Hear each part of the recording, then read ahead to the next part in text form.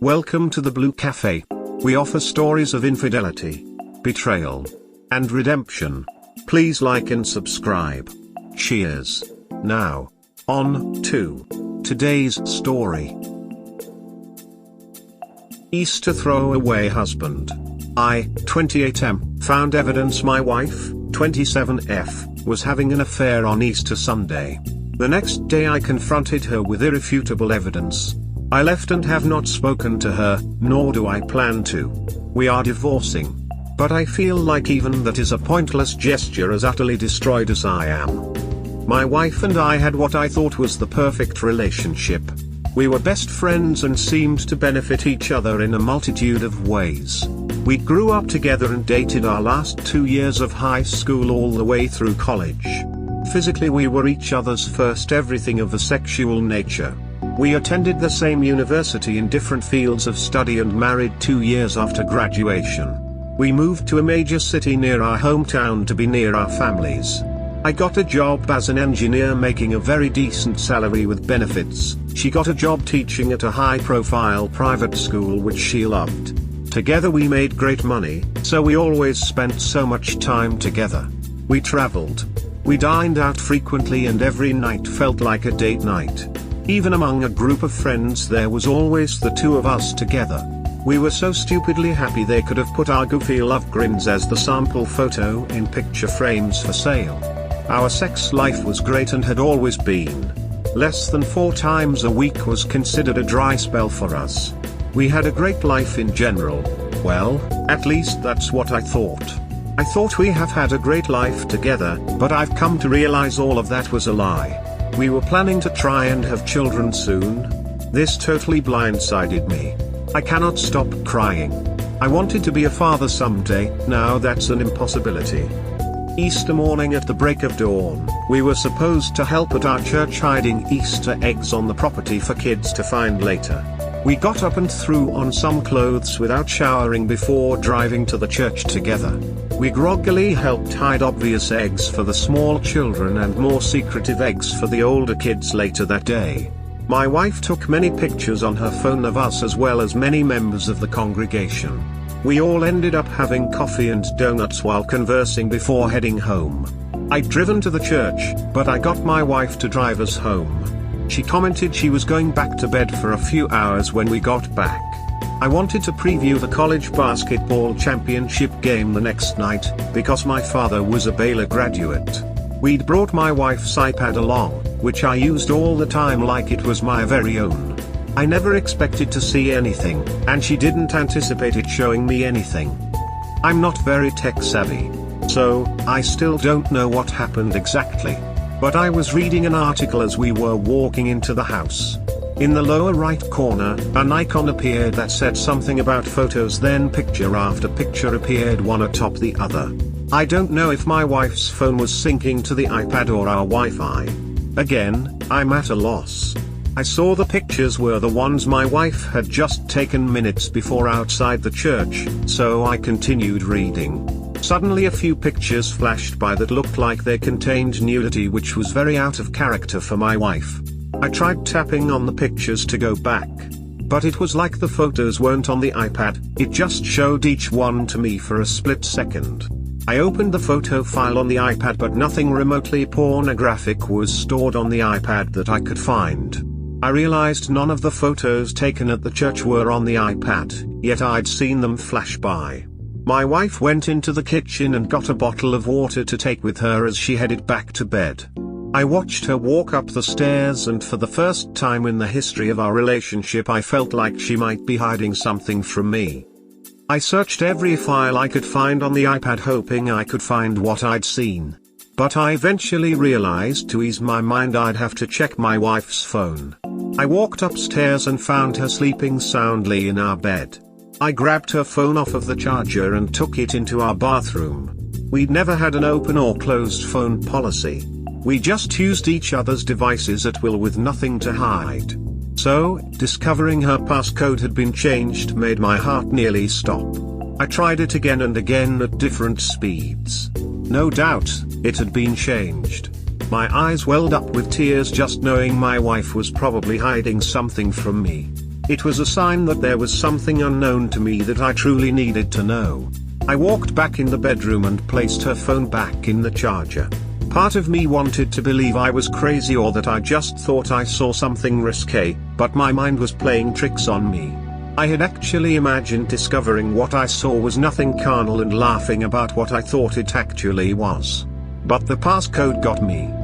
I tried acting as normally as possible. She knew me better than anyone, so keeping all emotions welled up while at the same time being sneaky was difficult. But late that afternoon when she was in the kitchen, I heard her text alert. I popped around the corner just in time to see her enter a brand new code. So, I knew I wasn't losing my mind completely. Later that night after she'd gone to bed, I again took her phone into the bathroom. I entered the new code and opened her photos file. To my surprise, nothing close to a photo containing nudity was anywhere to be found. I even found the photos she'd taken at the church that morning. Nothing pornographic was among them. I was just about to close the app when I decided to look for deleted photos. To my surprise, I found 2 photos of my wife nude and partially nude, along with a naked shot of some guy other than me. I quickly sent all 3 pics to my own phone, then deleted the text as well as the photos. I placed my wife's phone back in the holder, walked to the downstairs restroom to make less noise and vomited like I'd been given ipecac. I'd never seen either picture of my wife before. She didn't do that sort of thing, and I didn't really desire it. I could always have her to myself soon enough given the next opportunity, and I already knew how beautiful she was naked. We just felt like photos like that could always come back to haunt people. She and I were too united as one. We had no need to share our intimacy with the world. Or so I thought. I sure didn't know who the guy was in the picture. I looked at it and felt anger even having no idea who he was or if my wife knew him in any way. After I stopped hurling my guts up, I laid in the floor and cried like a little child. I had never cried harder in my life, but I just knew something was wrong. I could feel it. I got a few hours of sleep next to my wife before I had to get up to go to work. Every project I was working on got put on hold as I researched how to recover texts from a phone. As it turns out, since the plan we had was in my name through my employer, I could access every message and pic sent via text. Long story short, I recovered raunchy messages, selfies, and yes, even pics and video together, all there. I could say I went and vomited again, but it was dry heaving. I'd gotten rid of the last thing I could throw up at 2 a.m. I went down to my car and cried so hard I thought my eyes would bleed. I couldn't imagine the nightmare I was living was real. But I knew instantly everything with my wife, my best friend, was over, and every dream I had was gone. I yelled primal screams of rage. I was thankful she wasn't there at my moment of discovery. I didn't know what I was capable of, and I didn't want her to see me like that. I couldn't think what to do, where to go, who to call. I was just in shock, and the person I would have turned to at a time like that was the very person who had destroyed me. I stopped crying and just sat there in a complete daze, unsure what to do, but certain I didn't want to do anything. I knew what had started off as an unproductive morning was certain to be an unproductive day. I went back inside, met with each team member on the company project we were doing, then left work. I didn't even want to look at my wife, so I certainly wasn't going to go by her school to confront her. I just drove around for hours in shock. I went from tears to rage and back again. The evidence was overwhelming and undeniable. I thought of emailing her and both our families all the information I'd found and then driving my car off a ravine. I truly didn't want to continue living, and I certainly didn't want to deal with the confrontation to end our marriage once and for all. My wife usually got home a few hours from work before I did. So, I parked down the street from her school to see where she went when she got off from work. I had it in my mind from what I'd found she'd probably head to her lover's house for a quickie after work. But she left and went straight home, oblivious I was following her most of the way. I'd printed out pages and pages of texts and pictures at work to show her what I knew. I anticipated confronting her and her denying anything until I showed her proof, leading to much conversation and fighting. I didn't want that. I didn't want to ever lay eyes on her again, talk to her, or be in her presence ever again. Those pictures in particular ended all love I ever had for her in an instant. In fact, in the course of a day I went from loving her more than I knew it possible for a human to love to hating her with every fiber of my being. How she could do to me what she did was mind-boggling. We were done the second she cheated. I was just the last to get the memo. My mind was all over the place. I just wanted to go into the house, pack a bag and leave without seeing her or saying a word if possible. When I walked in the front door, she was sitting on the couch, texting. She may have been texting her mom, her sister, most anyone, but I knew she wasn't texting me. And that day I'd learned the odds were high she was busy doing more things that could cause me more pain. She smiled and noted that I was home from work early. I didn't say a word to her. I just walked down the hall into our bedroom. I got a suitcase out of the closet and began packing clothes for the work week for my stay in a hotel room. She came into the bedroom, saw me packing and asked if I had to go on a sudden business trip.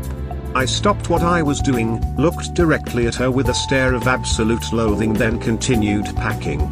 She walked up to me, asked me what was wrong and placed her hand on my back. I recoiled from her touch like I'd just had some dead animal carcass filled with maggots touch me. I turned and yelled at her loudly to never touch me again before pushing her away. When she tried to ask what was wrong, I called her a disease-filled whore that deserved to have a fiery hot poker inserted into her privates to keep her from procreating. She had the audacity to look shocked and hurt. That's when I pulled out the stack of papers I'd copied, threw them onto the bed, closed my suitcase and began to leave. She sat down to look at the papers. Before I got down the hall, I heard her scream no before breaking down in tears and running to catch me. I made it out the door to my car and threw my suitcase in the back. She managed to make it outside before I pulled off. I extended my middle finger in her direction as I drove away. My phone started going off like a casino slot machine, so I just turned it off. My plan was to completely ghost her and let whatever steps needed to be done for divorce taken care of by my lawyer. I didn't want to know how they met, why it happened and what exactly had occurred between them. She knew damn well infidelity was a deal breaker. Why she was even calling I had no idea but didn't care. I got a motel room about a mile from my job and checked in. I walked to an adjacent restaurant and forced down some food I didn't want to eat. Back in the room I used the motel phone to call my mom and tell her where I was. She'd been worried as she'd been one of the first people my wife had called after I left. I asked my mom if she'd been told why I left, and she admitted she hadn't. I told her what I'd found, explained we would be divorcing, and I'd be looking for a job in another state, so I never had to run into my STBXW or any of her family again. I asked her to keep what she knew between her, my dad, and siblings. My mom cried.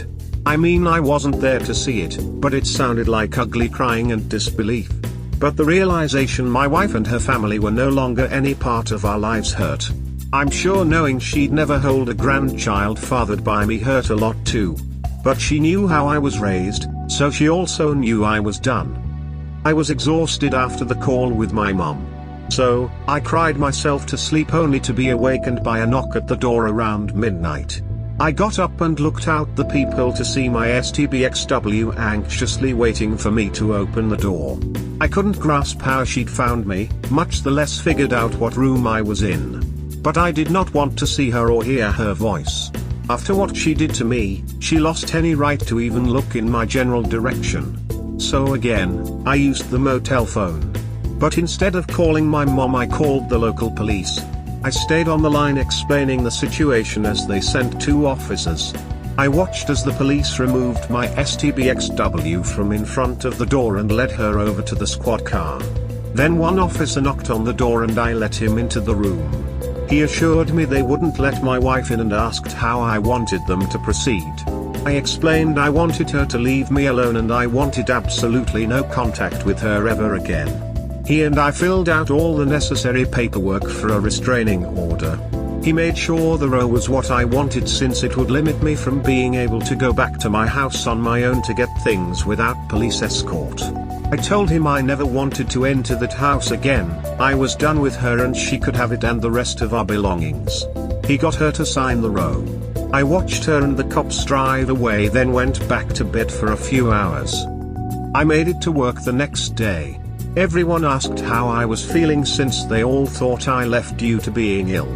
I told them I still felt a bit under the weather and told them I'd be working in my office all day just in case what I had was contagious. I called my boss and asked him for a good time to meet in my office. 15 minutes later he was sitting across from me. I'm sure he was there to get an update on the project my team was working on. When I explained the previous day I'd discovered my wife had been cheating, he seemed almost as shocked as I was. I didn't begin to mention I'd soon be looking for another job out of state. But I did convey there was no chance of reconciliation, and as far as I was concerned my wife was dead to me. It was all I could do to maintain composure and not cry. But I explained to my boss that I planned to dive into my work to distract me from my personal life. I explained at that moment I need the actual work far more than I needed the paycheck which came with it. He assured me I could work as much as I wanted and even crash in my office when needed. I thanked him for his kindness before asking him to keep everything between us until word leaked out. After work that day I went by my parents' house for dinner. They had all my siblings and their spouses over as well. My parents called me aside as dinner was ending and suggested I let everyone there know what had happened and was about to happen. There were still a few people eating when I began to talk. But the news sort of ruined everyone's appetites. They all were as shocked and enraged as I had been. 2 of my siblings had gotten calls from my ex when I left and had felt sorry for her. Both wished they'd known what was going down so they could have given her a piece of their minds. I assured them and the rest of my family I just wanted my wife, and anyone related to her ignored, blocked from contact and ostracized. I explained it wasn't her family's fault that my wife is a worthless whore. And my wife had proved she was unworthy of any attention positive or negative sent her way. I then explained I would be looking for a new job in another state over the coming weeks. Some family members were angered. They weren't mad at me for feeling that is what I needed to do. They were mad my wife sinned, and I was being punished by being removed from those that love and care about me. It didn't seem even remotely fair, I agreed. But the chances of getting every human related to her to leave the state out of shame wasn't happening. The next day I met with my lawyer for the first time. We live in an at-fault state, so the stack of papers proving infidelity was a welcome sight to her. I tried to approach that meeting with 100% logic and no emotion. All emotions are temporary, and letting your emotions lead you through life is a recipe for utter chaos. I explained she and her staff would need to be the go-between for my wife and I until the divorce was finalized. I also explained there was a restraining order in place. I told her I didn't care about any of our possessions. Everything we owned reminded me of my STBXW, so I didn't want a single item or the house we lived in. The only thing I was concerned with was that she could not touch my 401k or other investments given to me before marriage. That's when my lawyer asked if I wanted the divorce to be a fair and equal divorce, or scorched earth. I looked down and thought for a few moments. The emotional turmoil I was enduring had reached the point it was causing actual physical pain. I knew the events I was living through had changed everything forever and there was no going back. A week before, if I'd been presented with a fair or no holds barred option, I would have gone with the fair route. But I felt nothing but loathing and disgust for the woman who lied to me nearly my whole life and betrayed me like no one else had. I instructed my lawyer to take every available avenue to make the divorce as painful as possible. Any item my lawyer managed to get from my STBXW for me would just go into a big bonfire after everything was finalized. But at that moment I envisioned that bonfire being so large and bright it could be seen from space. I wanted her to go after my wife financially, and if they could figure out who the AP was, to go after him as well. My state has alienation of affection laws, which allows a person to sue someone who contributed to the end of a marriage in civil court. I told my lawyer if they discovered he is in a relationship to contact his partner. In short, I wanted to make everything hell on earth for them both. I wanted to convey to my wife I hated her beyond words, and I was out for blood. I wanted to destroy her life like she'd so casually destroyed mine and let the pieces fall where they may. My lawyer called me at work today to let me know my wife had been served at her job. She asked me to come by after work to talk with the messenger they'd sent to serve my wife papers. Just knowing she'd served and was grasping I would never be any part of her life again was enough. But I decided to listen to the messenger in the sole hope he might tell me my STBXW jumped out of a window after being served. He and I sat in an office without my lawyer present as he explained he'd taken the paperwork by the school at around 10 a.m. He checked in with the front office as a courier and a member of the faculty led him to my wife's classroom. She was in the middle of a lesson as the employee opened the door. The courier said he walked past the staff member, asked my wife to verify her name and told her she had now been served with official divorce papers due to infidelity. He said my STBXW was obviously shocked at the speed I was moving, embarrassed to be served at work in front of her students and was fighting back tears. He told me as he walked out, she fell into the floor and began sobbing uncontrollably. That was all good to hear and I was glad she'd gotten the paperwork. Honestly, I'm not even sure why I'm writing this out. It's been a bit cathartic, but I don't need advice. Well, at least I don't think so. As stated, I have everything planned out and the divorce is in motion and will take place. I just hurt so bad and I'm truly struggling to find a reason to carry on. I don't want to. I'm not suicidal. There is no part of me that wants to die. I want my life back and that is an impossibility. There can be no new life in my future with someone else. She destroyed something pure and beautiful one can only attain once in a given lifetime. And despite her tears she didn't even care. She took what we had and turned it to ashes with her infidelity. I'm struggling to envision my life totally alone until the day I die, and I don't want to go on. I hate myself for ever giving her a minute of my time, much less years of my life. I feel like my entire life has been and will be a wasted life. Sure, I have a career and the capacity to move on. But doing it alone the rest of my days is just overwhelming me. I suppose I need to explain why I said I will never be a father and will be alone from here on out. But I was raised a certain way with a certain mindset. My wife was raised this way as well. It's one of the reasons we were so close. I guess in the end she didn't give a damn about her proper upbringing and decided to destroy us both in the process. I was raised to believe that humans were never meant to run around sowing oats and having meaningless tawdry sex with random hookups. I believe the most ideal relationship a human can achieve in this life is one where the two have only known each other. I understand in these modern times that point of view sounds archaic to most if not all. But two people discovering intimacy together, every act of intimacy is a beautiful thing. Nobody has to worry about past partners. Nobody has to worry about diseases and pregnancy. Nobody has to worry they aren't doing something as well as a previous partner they so had, because there were no other partners. You learn together. You grow together.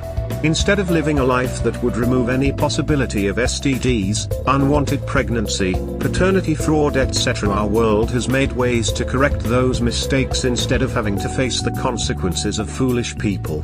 Two become one, and nothing can come between them. Or that's what I was led to believe.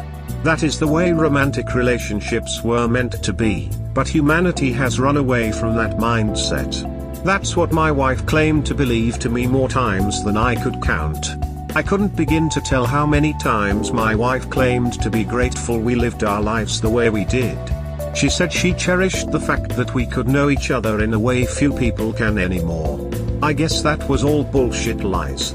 But it doesn't even matter anymore. Because of that mindset there can never be reconciliation. And there is no way I could ever view her as attractive after seeing what she was doing behind my back. 1,000 gallons of bleach and a pressure washer couldn't remove the diseased infidelity filth she subjected me to. I view her as defiled, diseased and dirty. A week ago, I could just think about my wife and get aroused. Now she could lay before me naked and ready, and my reaction would be to spit on her in disgust before again vomiting. And as I have known someone else, I can never have that bond with another human. I couldn't date a virgin even if I wanted to, because due to my relationship with my wife, I couldn't be what that hypothetical virgin deserves. I'm sure I will get some hate from various progressive readers who view sex as something to do with random people for fun and list sex as a hobby on their Facebook page. That's all fine and smurfy. Opinions differ, and I know my viewpoint is far from standard anymore. But one man and one woman is the way it has always been supposed to be. My wife turned out to be a lecherous Jezebel cum dumpster, so that's my loss and my own stupidity for choosing so poorly. I just don't think it's fair that I didn't commit the sin, but I'm the one who has to endure hell of life the rest of my days totally alone. Edit, those private messaging me with harsh messages about the words one man and one woman being homophobic, it was not meant that way. I meant it to mean two people, and regardless of gender I do feel like two people in one lifelong bond is best. And I'm standing by that. But I'm not editing it after the fact now that it's been posted. So save your time messaging me trying to claim I am anti-gay.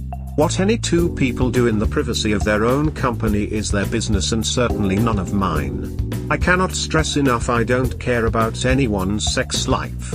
Straight, gay, whatever. I don't care. It's a major reason I don't want to know any more specifics about my wife's affair. Edit 2, Luke 16:18, anyone who divorces his wife and marries another woman commits adultery, and the man who marries a divorced woman commits adultery. Edit 3, final edit, I'd been doing a good job focusing solely on work the last few days. I'd made massive amounts of progress on the company project since all my time had been spent in my office. It seemed stupid to pay for a motel bed when my office has a comfortable couch. I woke up this morning with every intention of getting further ahead on the project as well as begin my job search in other states. But when I sat down in my desk chair and saw the date on my computer, I had a realization that brought me to tears. Now I'm done. This is my wife's birthday.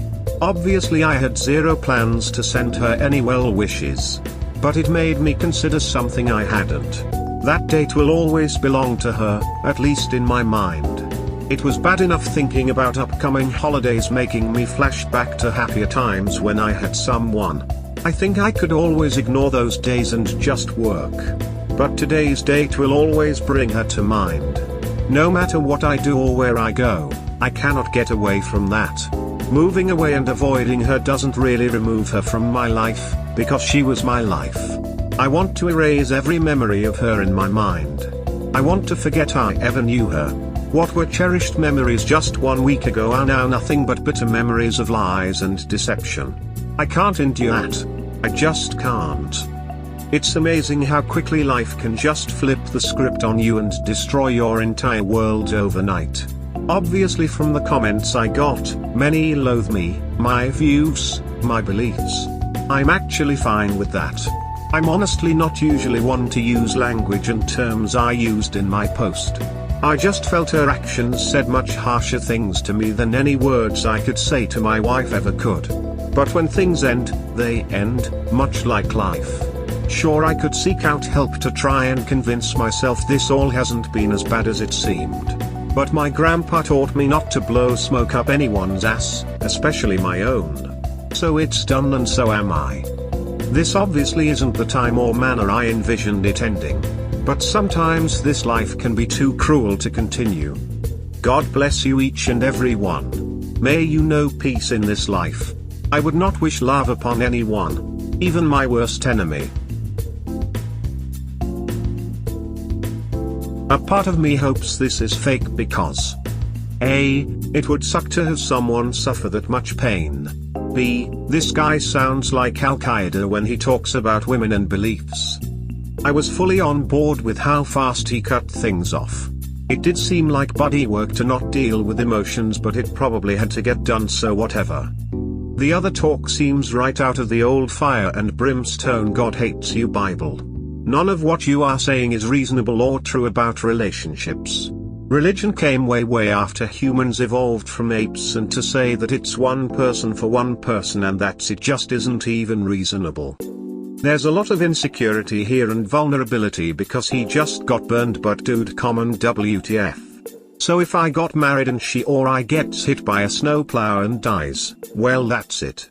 Can't be happy again, can't have a relationship again because it's impossible to erase the sex you've had. Look, I get that you think the world is totally ducked and your very narrow singular view is the only way to go, but dude, you put way too much importance in sex and other shit.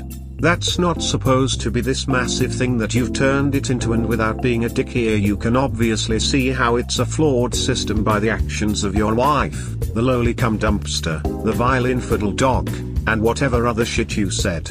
I'm reality, she's either just a ducked up human which you would have caught had you dated around and not followed your get together at 15 years old fire the rest of our lives plan, or she's a normal chick who wasn't getting something she needed out of the relationship. If it's that second one again, your current system is no good. I can absolutely tell you left zero room for her to even begin to tell you how she was feeling. You would have probably called her a witch and burned her at the stake.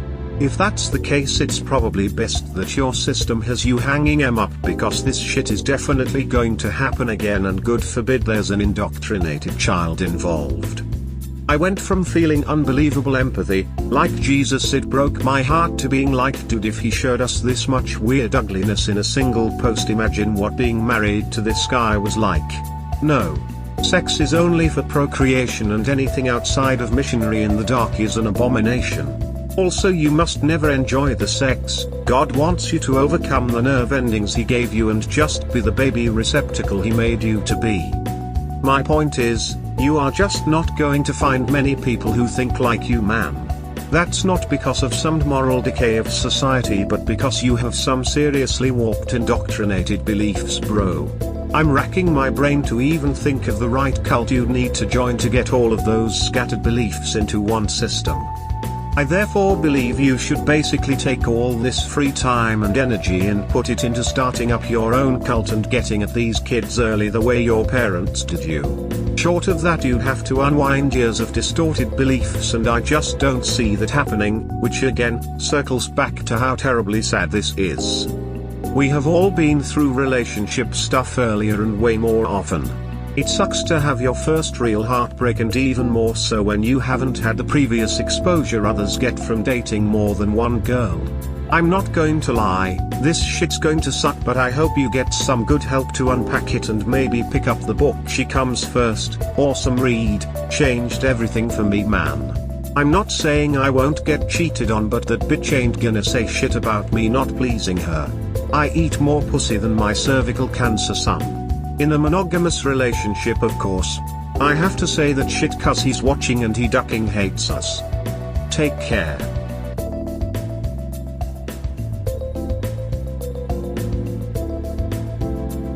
We hope you have enjoyed today's episode. Please comment, like and subscribe. Cheers. Have a wonderful day or night, wherever you are.